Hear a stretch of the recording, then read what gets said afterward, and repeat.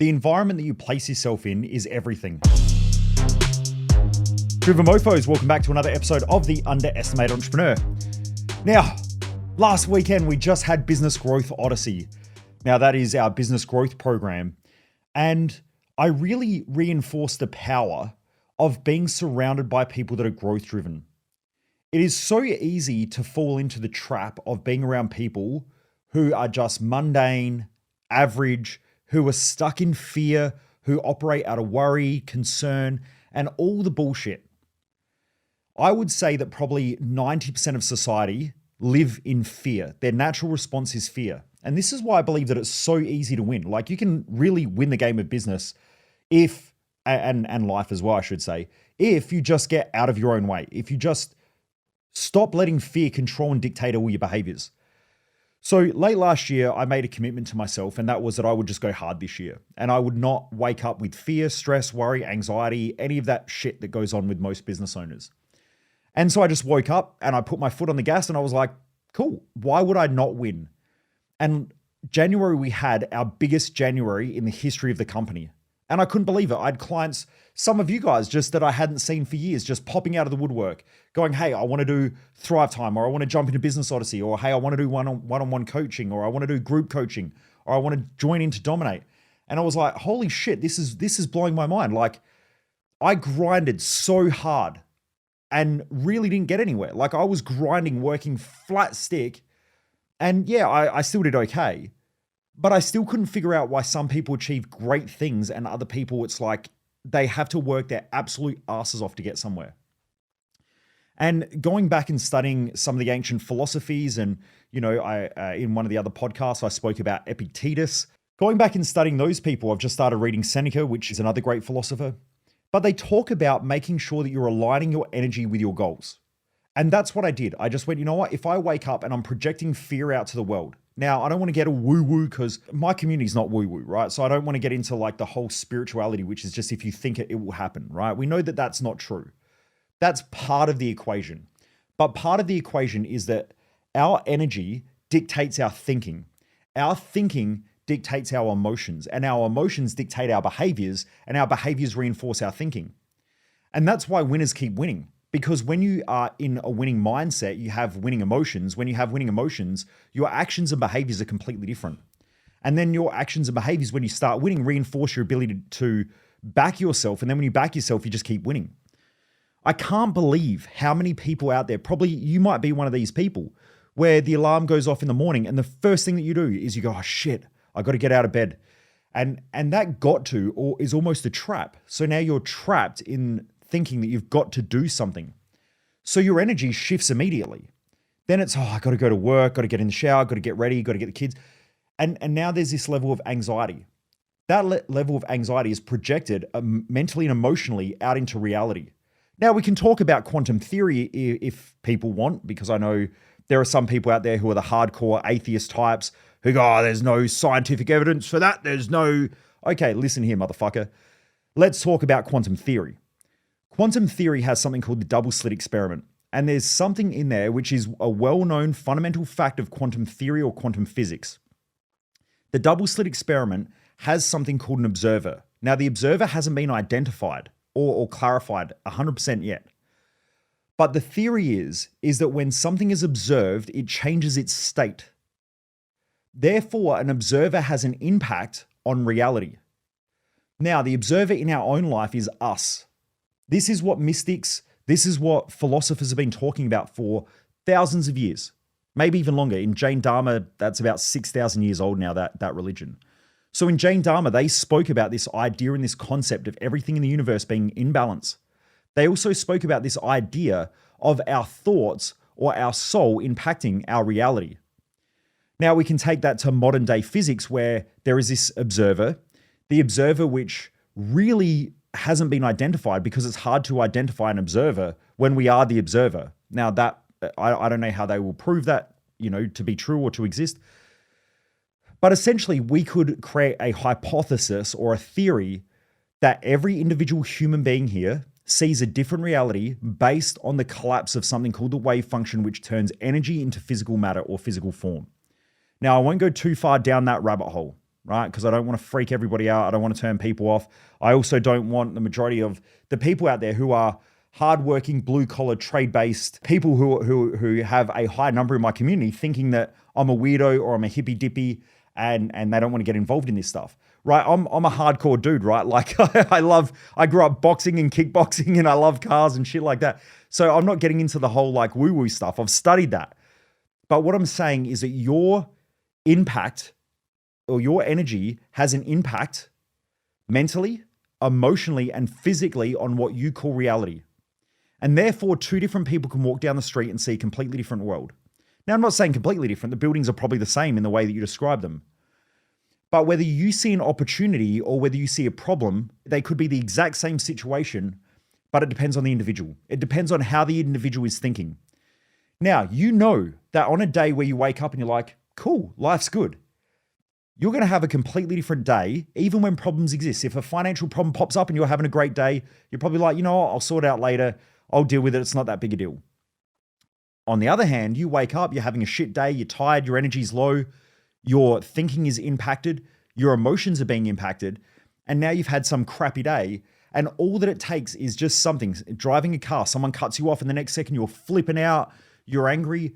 So did your whole reality change? Because that person behind the wheel is a completely different person calm to completely different person angry or aggressive or frustrated or stressed.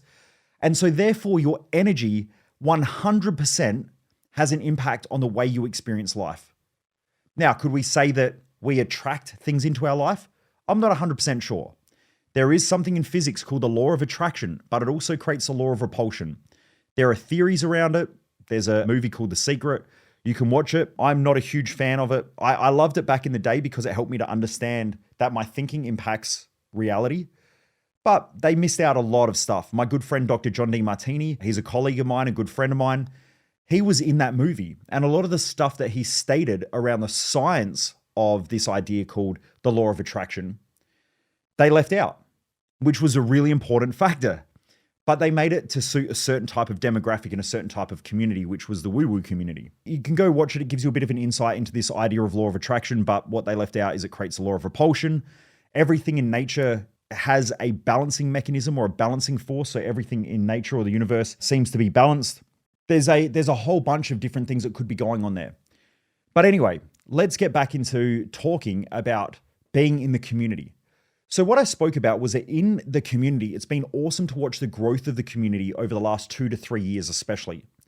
When I first started Business Growth Odyssey, it was just people who wanted a hand to grow their business. And so it actually started off in a little boardroom. I had, probably 10 people in there who were from our community who are all business owners. And I just started bringing in guest speakers and I would talk about business growth.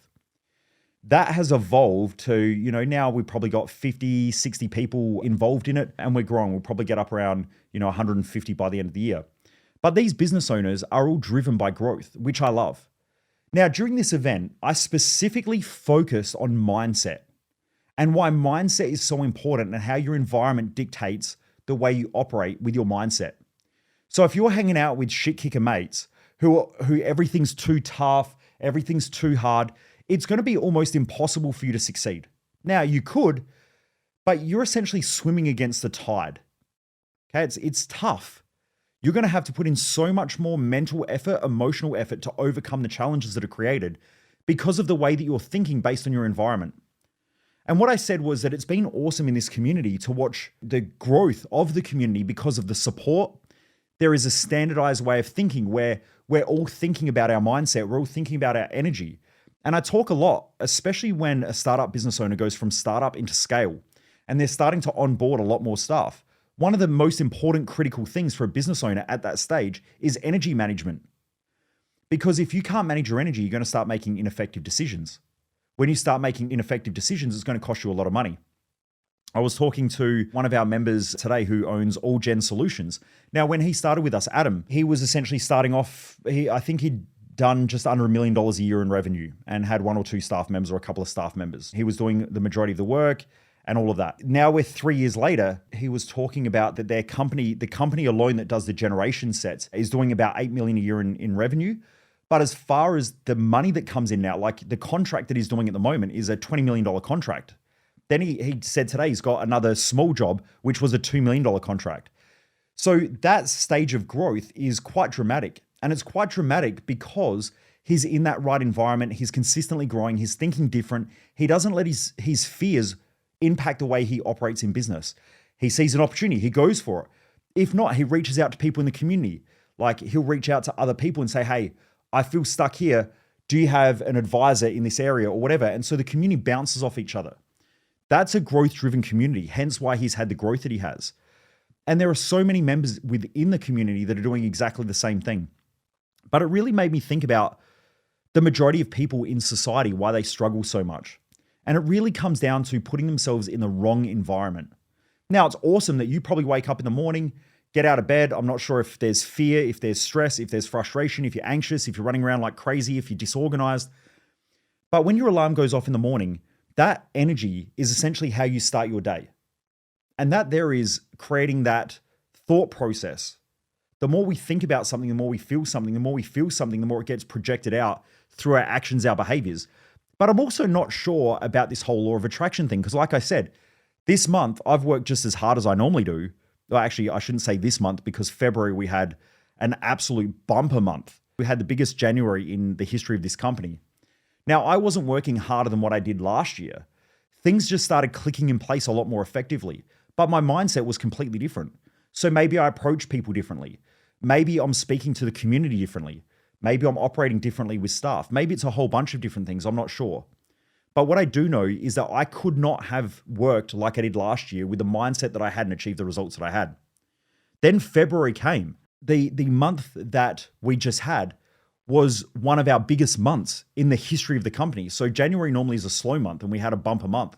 But February was an absolute cranker. So, and now we're already in March, and I think I've already done I've done a lot of sales today already, and these are just flowing to me. So what my point is I would not underestimate, first of all, the idea that your energy that you wake up with and the energy that you keep having throughout your day has some sort of an impact on your results. Secondly, I would make sure that the second most important thing that I focus on behind my energy is my thoughts, because your thoughts definitely have an impact on your results. Then we want to think about our emotions and how our emotions impact our results, which is the third step. And then fourth, we have our actions and our behaviors. But guess what everyone focuses on? Actions. They think about, I need to lose weight. I've got to go to the gym. They're not thinking, hey, I need to lose weight. The first thing that I've got to do is make sure that my energy is right. Because when your energy is shit, you're going to make bad food choices. When you're tired, you're going to make bad food choices. When you're emotional, you're going to make bad food choices. So if we look up that causal chain, it all starts with energy. Now, I gave another example today on my Instagram. By the way, if you're not following me on my Instagram, jump across there. I'm smashing out heaps of content on there. We're bashing through in numbers. Like our numbers are going up quite dramatically. Although I did have a bunch of spammers just send a ton of bots our way. So our numbers went up crazy. And I've had some people reach out and they're like, holy shit, your numbers have got... Yeah, we got hit with bots. Don't stress about it. They're not the real numbers. But they have been going up quite dramatically anyway. But a lot of them are bots. So anyway... This morning I spoke about this and I said, right, Saturday comes and you wake up and you go, oh, Saturday, it's the weekend. What a great day. Amazing to be alive. You roll over and you look at your partner and you're like, oh, look at this person. What a great day. And the next second you roll over, you have a bit of jiggy. Life's feeling good. Get out of bed, feeling great, hang out with the kids or do whatever you're going to do. And then you just float through the day and it's a weekend, you catch up with your friends and life's good. Sunday comes and you're thinking, you know what, I'm just going to chill out today, catch up on some rest, maybe do some housework, do some stuff, maybe my business or whatever you're going to do. Monday comes, the alarm goes off and straight away you're thinking, oh shit. Your energy immediately changed Monday morning. So you went from feeling fulfilled on the weekend to change on Monday. That already tells you that there is something going on either in your thoughts, in your energy, in the way you think about life or the way that you've set your life up. So do you have a shit job? Maybe you have a good job, but maybe you're unappreciative of the job. Maybe you've got implanted values, which is other people telling you about how good they're doing. And so you sit there and you go, my job's shit because other people have better stuff and they're making more money. And so now I feel like crap, which a lot of people do. I've had a lot of coaching clients over the years where they automatically feel like crap because they think it's their job, but it's not their job. It's their fantasies that they have about their working career. And it's their fantasies that they have about life. Most people enjoy their job. What most people don't enjoy is, first of all, what they get paid, because they relate fulfillment in life to a paycheck. When you do that, you're always going to be broke, because money amplifies everything. So money amplifies your shitty thoughts. Money amplifies your shitty energy, and money amplifies your shitty emotions. So you think making more money is going to make life better? It won't. Ask any rich person, they'll tell you the exact same thing. It's only broke people and the middle class who think like that, right? It is. I hang around so many wealthy people who are in the top 1%. I'm probably close to that, if not in the 1%. I don't know what it is. What I'm getting at is that rich people don't think like that. Richness starts in their mind and then floods through into the way that they operate. Most broke people, they think that making themselves rich or getting money is going to take away all their stress and their worry and their fear and their concern and make them feel comfortable. But it doesn't. It just doesn't. But they won't know that until they get there, right? It's like when people think that if they buy a new car, they're going to feel better about themselves, and it lasts like 2 weeks, and then they forget about it all, and then they go chasing the next car. If they just stopped and actually thought about their life, they would realize that if the previous car didn't make them happy, why the fuck do they think another new one will? If they didn't think that the first Louis Vuitton handbag made them happy, why do they think that buying more clothes and more shit is going to make them more happy? It doesn't. It comes and goes. It's a dopamine response. It's driven by our emotions. Those emotions are driven by our thoughts. Those thoughts are driven by our energy. So if you've got shit energy, you have shitty thoughts. And if you have shitty thoughts, you have shitty emotions. And if you have shitty emotions, you have shitty behaviors. That there, overspending on crap, trying to impress people, is a shitty behavior. So it tells you the whole causal chain, how people think, how people feel. So anyway, my point is that if you really want to win in life, you have to change your thinking, because there's something in it. There is something in changing your thoughts, being appreciative, waking up in the morning versus waking up on Monday morning, being all stressed, tired, burnt out. Now, if you think about that average person who wakes up on Monday and they feel like shit, then Tuesday comes along and it's Tuesday, and then Wednesday's hump day, and Thursday's getting a little bit better because it's the weekend. Friday comes and they start feeling good, and good things start to happen. Weekend comes, everything cruises, and then they go through this cycle. Now, if you look at most people's results, they're like, I can't understand why my results with my weight go up and down, up and down, up and down. But they're probably as volatile as their thinking, and they're probably as volatile as their energy. So if you can't manage your energy and you can't manage your thoughts, how are you supposed to manage your eating, which is an action and a behavior, right? It's all going to be triggered from your thoughts and your energy. If you have a look at people's money and finances, their finances go up, go down, go up, go down, go up, go down. And that could be every week. Get a paycheck, spend it all. Get a paycheck, spend it all. Get a paycheck, spend it all. And then I hear people justify it. They say, yeah, but it's all the bills. How do you think you got the bills? They didn't just fucking rock up. It's because one of your paychecks ago, that when your pay rate went up, you went out and you bought more shit. You went and got a bigger car loan or a bigger house loan. That shit happens because of those actions and behaviors. People aren't struggling financially with their bills because they have a money problem. They have a mindset problem. And when they get more money, they go out and they find a way to spend it because they operate at a 105, 110% capacity financially. So when 100% of their money comes in, every week they're 5% behind. And so they're always chasing their tail and they think the next paycheck's going to help them. But that's because of how they previously thought. They jacked it up to 105%. If they got a 10% pay increase, they would just go out and spend 15% extra, which then would make up for it. And they would still be 5% behind. That's how most people operate. It's a mindset. So anyway, I want to share this because it's been a massive change for me in the last 3 months. And I mean, we're on track to have our biggest quarter in the history of the company. And I really believe it's all around how I think about life, but that comes down to how I think about my energy. And I'm always managing my energy throughout the day. If I start feeling tired, I go for a walk. If I start getting angry or frustrated at something, I go and do squats or I go and do push-ups. I make sure I stick to my morning routine. I make sure I'm clear with it. I go back to my success map in life because I want to make sure that I'm on track. I realign myself every night. So if I'm a little bit off track, I just realign and I keep going the next day. You can't go to bed with a shitty mindset because you wake up with a shitty mindset. If you go to bed with shitty energy, you wake up with shitty energy. So you've got to set yourself up the day before for the next day. And then it keeps rolling on and rolling on. And then this starts to become a habit of thought, a habit of emotion, a habit of action, but also a habit of energy. Normally people with shitty energy, you keep having shitty energy because of their shitty choices and decisions. So anyway, I just really wanted to share because I think that that's important. But I also want you to think about your environment. Does your environment suck your energy out of you?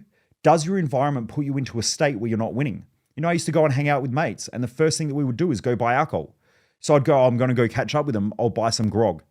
So I would go out and I would stop at the bottle and I would buy alcohol. Then we'd all sit around, we'd drink. I thought I was having the best fucking time in life. I have a better time now. I've just booked a holiday with me and Jess. We're heading overseas, business class, all of that shit. I would much prefer to live that lifestyle and work how I work now, knowing that I can be financially independent. I can do what I want to do in life. And even as the business grows, we still have financial constraints, but I still just make decisions knowing that everything's going to be okay because it always is. It always has been. So I just keep living my life as I'm enjoying it. I'm smart enough to put money into investments and things like that. But what my point is, don't wait until you get ahead financially before you start thinking like that. Think like that and you'll get ahead financially. It's like 180 degrees opposite of everybody else. But if your environment with your friends, with your family are changing your energy, changing your thought processes or reinforcing thought processes, changing your emotions or triggering actions or behaviors that are incongruent to a person that you're proud of, then you need to change. And that's what I realize. I go out all the time now and people ask me to drink and I'm like, I don't drink. Not that I'm sober. I don't like using those words. I know a lot of people do. They're like, I've been sober for a year. I just don't drink. I could drink if I want to drink, but I just choose not to. So it's not like I have this thing where I'm saying I'm not ever doing it. I can do it if I want. I can take drugs if I want. I can party if I want. I can do whatever I want. I'm a human. But the thing is, I've just never taken drugs because they just don't resonate with me. Now, alcohol, I choose not to drink because I look at it and I go, well, if I have this, what's the impact later on down the track? Now I know I'm going to feel tired tomorrow. I'm going to feel lethargic. Is it worth it? The answer is normally no, because I enjoy the life that I have. So you have to decide how you want to live. If you want to escape on the weekends and drink with all your buddies, that's cool. You can go and do that. But understand that there is an impact that gets taken out of your life because your energy drops from alcohol, your energy drops from drugs, your energy drops from cigarettes, your energy drops when you're around negative people or people who place seeds of doubt and have fear and worry. You know, I was around someone the other week and they're talking about the price of fuel. And I'm like, fuck, man, I don't even know what the price of fuel is. I haven't for years. Even when I was broke, I still didn't worry about it. I was like, I got to fill the fucking car up. So I just go and fill the car up. It became a habit of not having to worry about those things. Because if you're worrying about the price of fuel and whether you're saving 2 or 3 cents, that's you not focusing on the right thing, which is how do I make my next $10,000? I would rather be thinking, how do I make my next $10,000? How do I make my 10 grand? How do I make my next 10 grand? Or how do I make my next 100 grand? Versus how do I save $1? How do I save $1? How do I save $5? I don't think about that. I hate when people around me think like that. You know, sometimes Jess does it where she's like, you know, we'll go through a bit of a financial challenge and she'll say, we need to cut back on things. And I'm like, we don't cut back, we grow out of them. Okay. Losers normally cut back. Winners grow out of their problems. Now, should we cut down stupid spending? Probably. But we don't need to cut back on anything that's important. You know, there is a certain type of lifestyle that I enjoy living, which makes me feel good about life. So I'm not going to cut back on those things. But where I've bought like apps and shit that I never use, 100%. You know, if we're buying stuff that we don't use, should we get rid of it? 100%. But what I'm saying is, don't cut back on your lifestyle. Like some people are like, I'm going to cut off Netflix. But if that helps you to relax of a nighttime and you're going to watch an hour or 2 of Netflix, cutting back on that stuff is fucking crazy because that's helping you to relax unless you've got another way to relax. Now, if you don't have a way to relax, does that mean that you're going to drink? Does that mean that you're going to use drugs? Does that mean that you're going to use some other form of distraction when it could be productive? Okay, you really have to think about these things. Life is a thought experiment and most people just don't think. So just be very careful with that because I know most people that I'm around, that's the first thing that they do. When they need more money, they cut back on things. I had a dude the other week who runs a multi-million-dollar company. He canceled his membership in Dominate and he said to me, oh, I need the cash.